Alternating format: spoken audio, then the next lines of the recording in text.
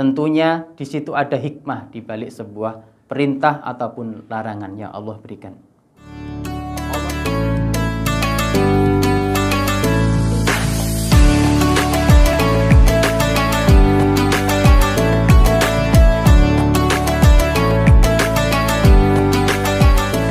Bismillahirrahmanirrahim. Assalamualaikum warahmatullahi wabarakatuh. Alhamdulillahilladzi anzala sakinah fi qulubil mu'minin liyazdadu imanan ma'a imanihim. Walillahi junudus samawati wal ard wa kana Allahu aliman hakima. Asyhadu an la ilaha illallah wahdahu la syarikalah wa asyhadu anna Muhammadan abduhu wa rasuluh. Wa qala Allahu ta'ala fil Qur'anil Karim, ya ayyuhalladzina amanu taqullaha haqqa tuqatih wa la tamutunna illa wa antum muslimun. Wa qala aidan, ya ayyuhalladzina amanu kutiba alaikumus siyamu kama kutiba alal ladzina min qablikum la'allakum tattaqun.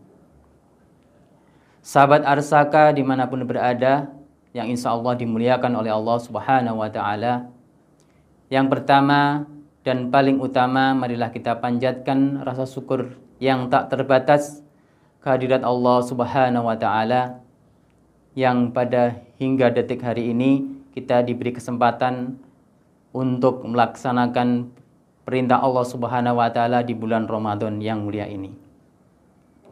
Yang kedua, semoga selawat serta salam tetap tercurahkan kepada baginda Nabi besar Muhammad sallallahu alaihi wasallam, yang nantinya syafaat kita nantikan di yaumil akhir nanti.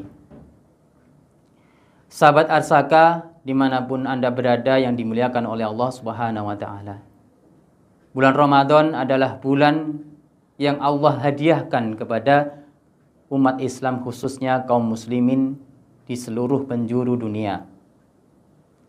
Ada beberapa reaksi ketika Allah memberikan hadiah kepada umatnya.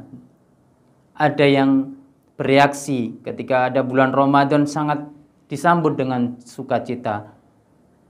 Ada pula sebaliknya, ketika dihadiahkan oleh Allah Subhanahu wa ta'ala bulan Ramadan, reaksi beberapa orang itu biasa-biasa saja. Bahkan mereka menganggap bahwasanya bulan Ramadan seperti bulan-bulan biasa, seperti bulan Syawal, bulan Sya'ban dan lain sebagainya. Sahabat Arsaka dimanapun berada yang dimuliakan oleh Allah Subhanahu wa ta'ala, Allah memberikan perintah serta memberikan larangan kepada umat manusia, khususnya umat Islam. Tentunya di situ ada hikmah di balik sebuah perintah ataupun larangan yang Allah berikan. Allah memerintahkan kita agar kita itu ikhlas. Di dalam ikhlas sendiri itu ada sebuah keberkahan, ada sebuah kemuliaan, ada sebuah ketenangan di dalam hati. Berikut pula Allah memberikan kita, menyampaikan kepada kita, memerintahkan kepada kita untuk selalu berbuat baik, untuk selalu berbagi, untuk selalu berinfak, berderma kepada semua makhluk. Di situ pula terdapat kebahagiaan, di situ pula terdapat kemuliaan. Kemudian Allah juga memerintahkan kita untuk menjauhi larangannya. Allah melarang kita untuk tidak satu curang. Allah melarang kita untuk tidak berbuat buruk. Allah memerintahkan kita agar kita menjauhi semua larangannya. Itu pula pasti kebaikan-kebaikan itu, larangan-larangan itu akan kembali kepada kita semua. Jadi setiap perbuatan yang baik, misalkan Allah memerintahkan kita untuk sholat, inna sholata tanha 'anil fahsya'i wal munkar. Sesungguhnya ketika kita menjalankan perintah itu, kebaikan akan ada, akan dihadirkan oleh Allah Subhanahu wa ta'ala kepada kita semua. Pemirsa Arsaka dimanapun berada yang dimuliakan oleh Allah Subhanahu wa ta'ala, bulan Ramadan pada hakikatnya, substansi dari isi Ramadan sendiri adalah takwa. Ketika kita sudah keluar dari bulan Ramadan, predikat takwa itu yang paling penting. Adapun ciri-ciri orang yang bertakwa, yang pertama adalah yakin kepada Allah, yang kedua itu patuh kepada Allah Subhanahu wa taala atas perintah-perintahnya. Kemudian yang ketiga, pasrah terhadap takdir baik dan takdir buruk Allah. Itu adalah beberapa tingkatan klasifikasi, identifikasi ketika kita sudah mendapatkan predikat takwa. Yang pertama tadi disampaikan adalah yakin kepada Allah, bahwasannya setiap perbuatan baik, setiap perbuatan buruk yang kita lakukan itu ada konsekuensinya. A'udzubillahi minasyaitonirrajim. Bismillahirrahmanirrahim. Kalla inna kitabal fujjari lafi sijjin wa ma adraka ma sijjin kitabun marqum. Setiap perbuatan yang kita lakukan, perbuatan buruk, membuli teman, membuang sampah yang tidak pada tempatnya, mengambil hak yang bukan milik kita, tidak melakukan sholat, tidak melakukan zakat, semua itu akan dicatat oleh Allah Subhanahu wa taala di dalam kitab namanya Sijin. Kitab di mana semua perbuatan buruk kita akan dicatat di situ. Maka di bulan Ramadan yang penuh berkah ini seharusnya kita melakukan perbuatan-perbuatan yang baik. Begitu pula di ayat berikutnya, kalla inna kitabal abrari lafi iliyyin wa ma adraka ma iliyun kitabun marqum. Perbuatan yang baik, perbuatan yang dicintai oleh Allah Subhanahu wa taala akan dicatat di dalam kitabnya. Semisal kita berpuasa dengan ikhlas, semisal kita melakukan zakat, semisal kita mengambil sampah kemudian diletakkan di tempat sampah, itu akan dicatat oleh Allah Subhanahu wa taala dalam catatan yang baik. Kita harus yakini itu.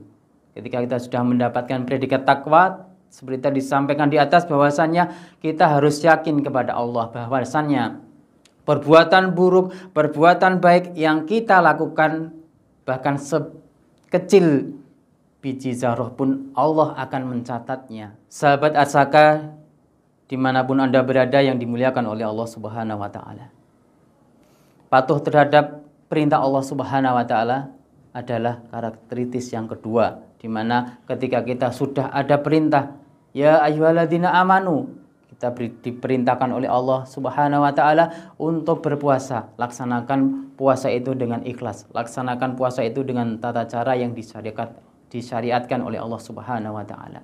Kemudian yang terakhir, pasrah kepada Allah Subhanahu wa taala.